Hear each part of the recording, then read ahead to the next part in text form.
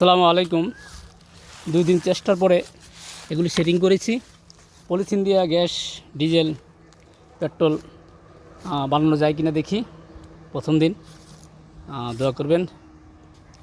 এগুলো 2 দিন সেটিং করেছি, 2 দিন 3 দিন লাগছে আমার এগুলি জোগাড় করতে, যেহেতু গ্রামে পাওয়া যায় না সব কিছু।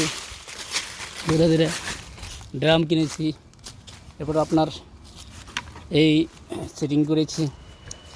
এগুলি এখানে হবে ডিজেল, পেট্রোল, তারপরে এটার মধ্যে পেট্রোল, এটার মধ্যে গ্যাস, এটার মধ্যে ডিজেল, 3টা দিয়েছি। আর এটার ভিতরে যে গ্যাস হয়ে এগুলি আবার চুলা জ্বালাবো।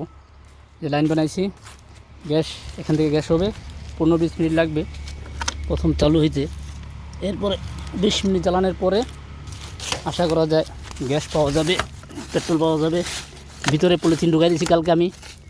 আমার খামারের মধ্যে অবশিষ্ট যেই পলিথিনগুলি ছিল ফালাই নাই, ওগুলি আমি রেখে দিছি।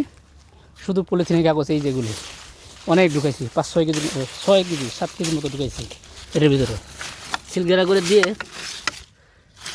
যেহেতু লাকড়ির অভাব নেই আমার, গাছের পাতা পোতা পরে ইনশাআল্লাহ চেষ্টা করলে হবে।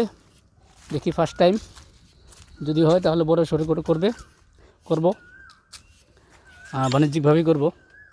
যাক, দোয়া করবেন। আল্লাহ হাফেজ। ধন্যবাদ। সাবস্ক্রাইব করবেন, শেয়ার করবেন।